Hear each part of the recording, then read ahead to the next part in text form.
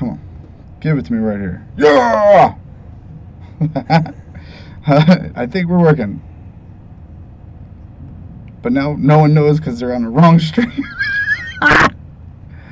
Okay. Crap, wait. Okay. So let's get this back out on. Send it to me first, just a test. Yeah. Joe Kane, yeah.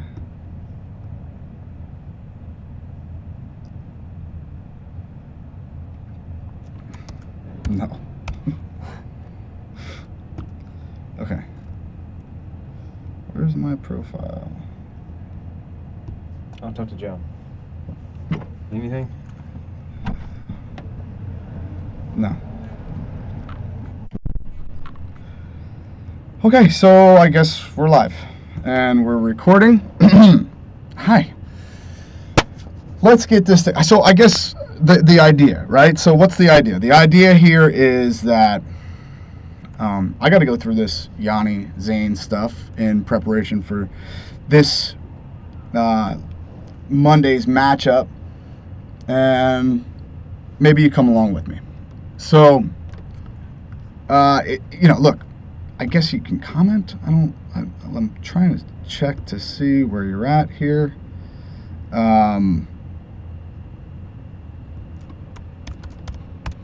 But let's start running through this stuff, all right?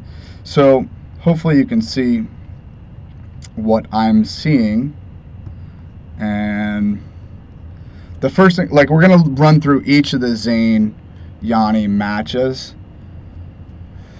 And I guess first things first, I'm probably going to start picking out stuff that I want to do on Behind the Dirt. So there's that. I want to take a look at the way that the match has kind of been ebbing and flowing since they started wrestling back at the Open. So let's start with the Open. Can we talk about the fact that, like, Yanni and Zane meet up at the Open, and oh, by the way, no one really gave Yanni a shot to be in the finals. I mean, think about the path that he had to go through, right?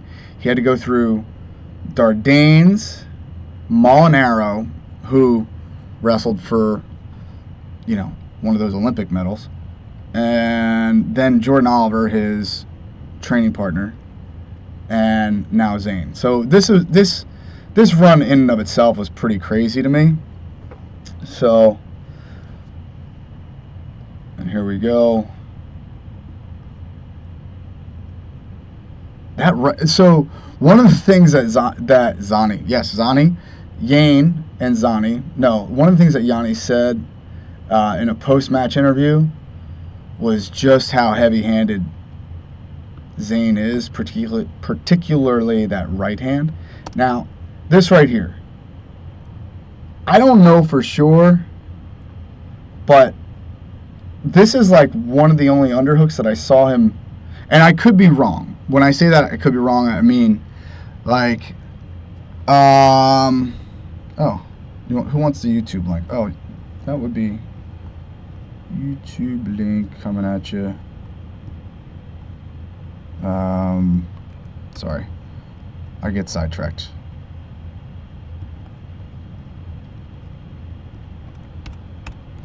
All right.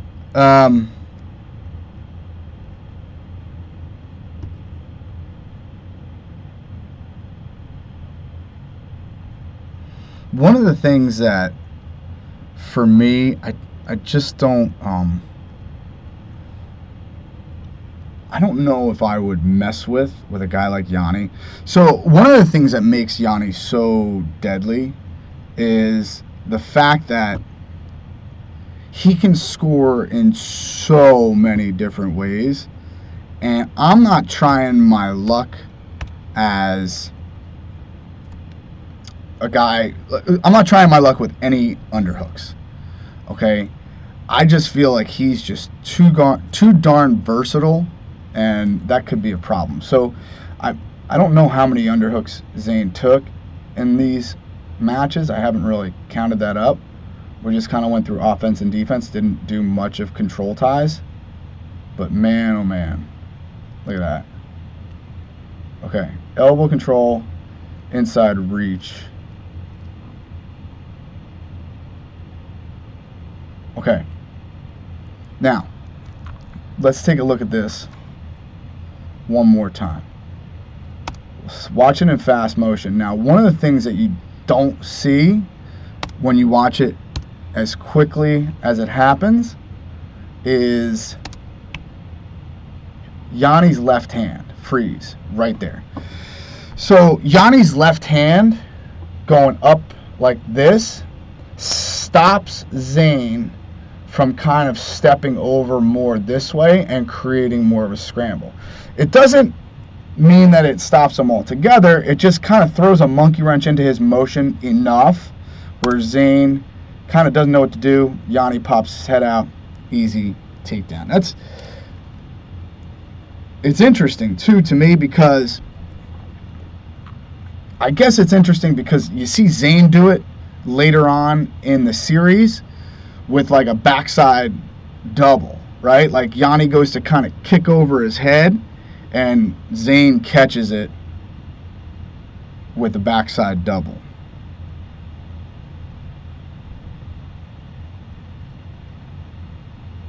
That right hand is awful. Look at how much he's moving him just with a quick little right hand. Bang. That is for serious. Single leg. Oh my god. Okay, now this was to me the scramble of the series.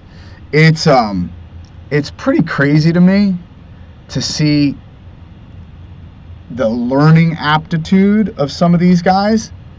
Like Yanni, you got to remember when this was, right? This is like right around Beat the Streets, and a lot of people were talking about Ben Askren, and so we're pumping the wrestling public full of Ben Askren. And one of the things that we showed on our Instagram page was one of the first Beat the Streets when Ben Askren's wrestling and somebody has his leg up. He kind of posts on his head, reaches underneath, pirouettes somehow, and winds up not getting taken down at the very least. I think he actually wound up getting a takedown. But the learning aptitude on some of these guys, like Yanni, is like he did an interview about this particular sequence, and he said he had never done anything like it before this day. Now, he did wind up doing it against J.O. in earlier rounds. I gotta watch it again. That's so crazy. Okay, so let's talk about exactly what's going on here, shall we? Full splits, as you do when you're Yanni D. Freeze. Okay.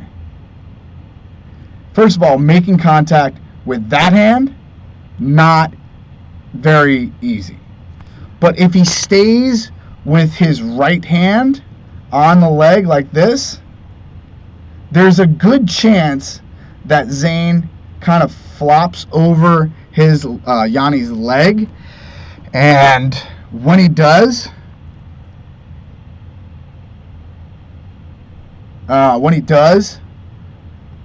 he'd probably expose. So watch Yanni kind of switch hands on this. Boom. And now he gets to his belly without exposure. Zain's trying, right? Like he's trying to just hold on to that ankle. Nothing you can do there. That's bananas. And you go out of bounds, still with a 2-point lead. I don't know, man. That looks like a win for me.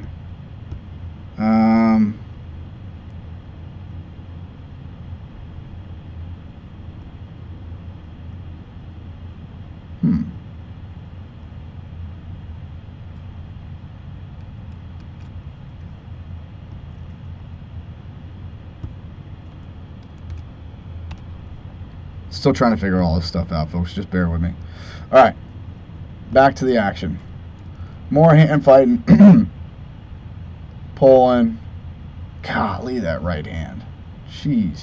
One of the things that you'll see is every time Yianni gets, like, kind of bites down on a control tie, whether it be really solid elbow control or whether it be like a 2-on-1 or something of that nature, you'll see Zane immediately recognize the situation, right? Like Yianni's pulling and he just kind of bucks him off him really hard. Boom!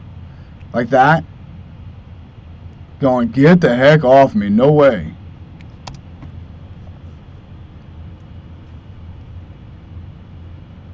That level change from Zane is not bad.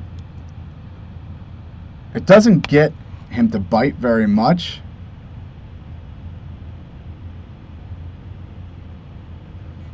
It doesn't get him to bite very much, Yianni anyway. But that might be because Yianni doesn't care much if you're on his legs.